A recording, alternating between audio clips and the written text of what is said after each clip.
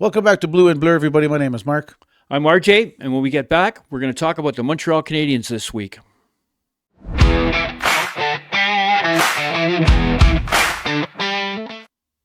Yeah, great week this weekend. Great week. We've had a great week and a half, amazing road trip. We clinched every single point we could get on that road trip. Squeezed everything out of it. I couldn't have asked for a better result, especially at this time of year when that race in the East and the Atlantic Division is just so tight that we needed every single point. Kudos to the boys. It came to an end on Sunday.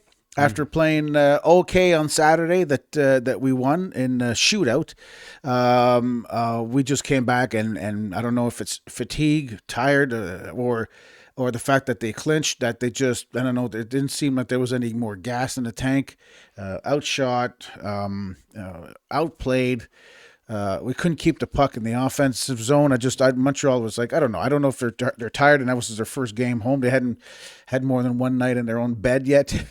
They were exhausted, but it just didn't work out with New Jersey on Sunday, yesterday.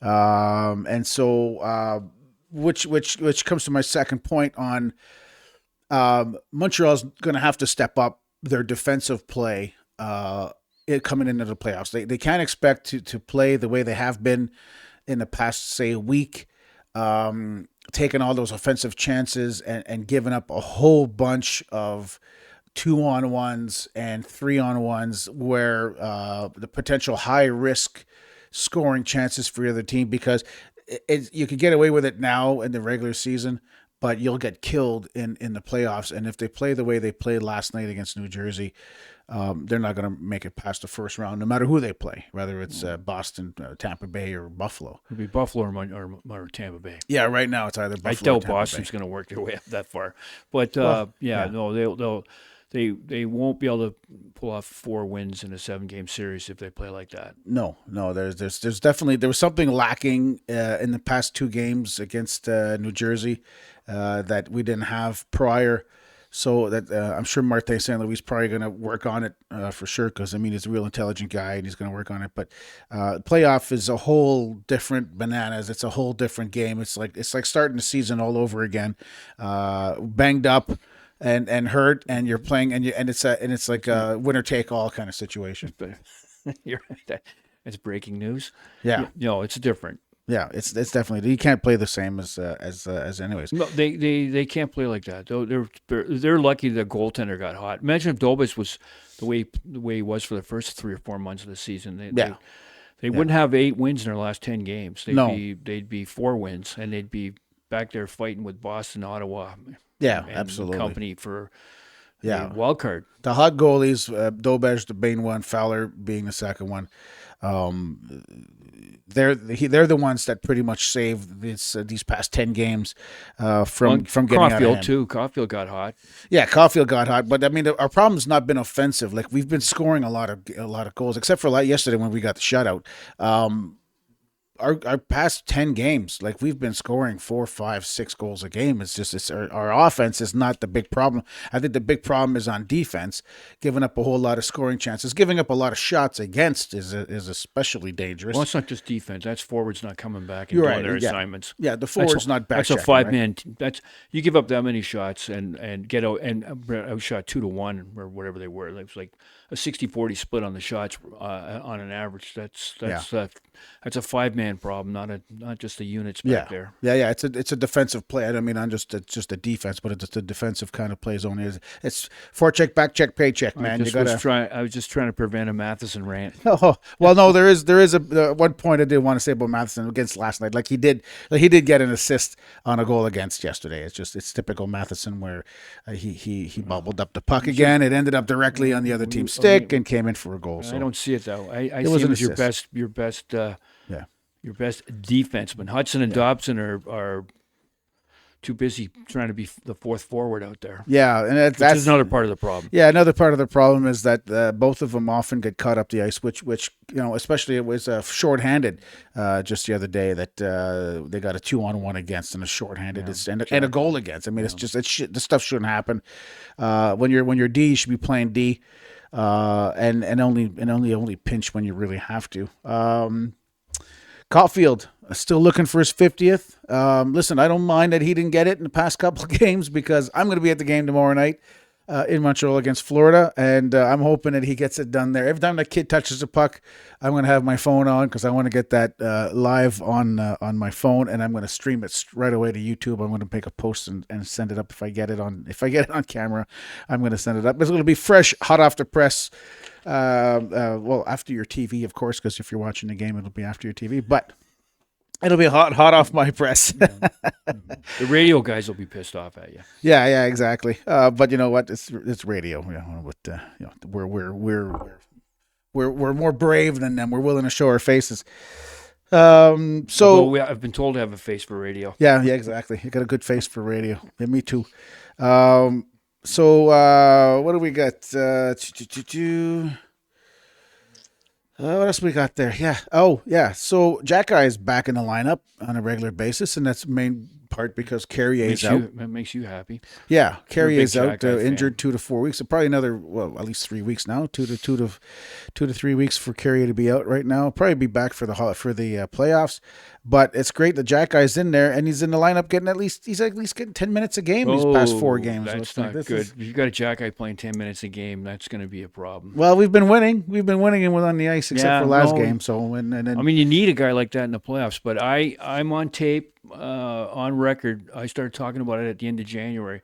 Yeah. If this team wants to have any kind of serious run to go to the Final Four or God forbid, get to the final, they had to get some more defensemen. And big failure on that part because Carrier's already out, and just because he can come back by playoff time doesn't mean he's going to be 100%. Yeah, and they called up Engstrom again, and they still haven't played him. Engstrom's not exactly on the list of possible Conn Smythe winners. No, but I mean, they brought him up for a reason, and they still haven't dressed him. Speaking of being dressed, they're out of they don't have the depth on defense, and they get what happens when Dobson, Matheson, or Hudson get hurt. That's when Where's the plan for that? Yeah, Reinbacher comes up. Reinbacher, I don't know. It sounds like some guy in the World War One, World War One fighter. Is a linebacker? Was he the Red Baron? I don't know, but he was probably we've got some depth. I don't think it's as fantastic as everybody's making it out you to don't be, have the depth for a run. It's coming though. You better not. You better stay healthy on defense. Yeah, I know I'm a Leaf fan, and it sounds like I'm complain. You guys. No, I hope you guys go far, but a problem is a problem is a problem. Mm-hmm. Mm-hmm. Should have got a defenseman. Yeah, I think they tried to get at least one. I think they needed 2, and they didn't have to get studs. They had to go and get just a couple of pluggers, guys who can fill in that 5-6 spot. Yeah, a couple Hart Chargers. But anyway, because I don't think the guys they have on 5-6 are of the quality. Well, 5-6 right now is Jack Guy and Struble, right? I'm just going to make the point. Yeah, those are the 5-6. There's other teams. They're muscle, but you have to have muscle. But the playoff teams out there have better 5 and 6. Yeah. So they're in a deficiency right off the bat. No, like I said, but I've always said it. We're not on a cup run this year. We're not going to the Stanley Cup Finals this year. I'm a homer, but I'm not. I don't have rose-colored glasses where I know that this is a 2-3 year, like 2-3 years from now we're going to be definitely in the cups. But when they're up 3-2 in the first series, and then game 6 and 7, it all falls apart because the attrition takes place on the defense, and they lose those games. Possible. You're going to be going, "What the hell? What happened? Yeah. Why didn't we should have won that series?" Well, people I see getting hurt in those days will probably Gooley, because he's had a record of getting injured. So I don't know. Gooley might not make the entire playoffs, but I hope he does. But I don't think he does. Speaking of getting dressed, Monty was behind the bench on Sunday, and the reason for that was they sent home Fowler early on Saturday to rest up at home before the game on Sunday because he instead of taking the plane with everybody else and being exhausted in the hotel, they sent him home early, go home, get a good night's rest, and then played last night, and then he lost. Well, you got a good view of the game. Yeah. So last thing, of course, with the other on the same topic is what do we do with Hage? Hage, I think it's the 11th of April. Michael Hage becomes your first round draft pick? Yeah, that becomes available. I think he's in a tournament right now in his league, and once that's done, it's like a 4-day college. Yeah. And then once he's done that, he's eligible to come up. Now, do we bring him up? My opinion, yes. We've clinched already because when Detroit lost, we clinched. So now's the time to rest some players and then bring up these guys up here. Give them some experience in NHL. See if we want to even keep them in the roster for the playoff run. It won't give him. It won't do him any harm. And it's he's an asset that you could use. He's one of those like an ace in the hole kind of thing. The Leaf president Keith Pelly will love that, to get to see him play in the NHL. Yeah, he's a big fan of his. Yeah. Almost tampering there on the press conference.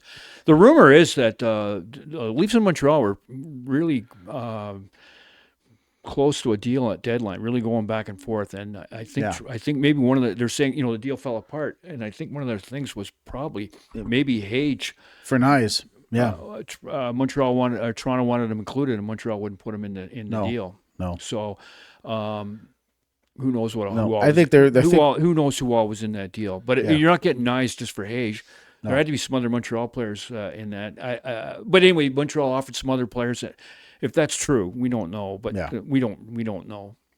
Other than that, definitely Keith Pelly likes Michael Hage. Yeah, absolutely. Apparently, I heard another story that the Leafs had him targeted as they wanted to take him in the first round and 2 years ago, and Montreal jumped in front of the line and got him. Although the other story, that Treliving was demanding the scouting staff get the best right shot defenseman, which that available at that time was Danford. So who do you believe?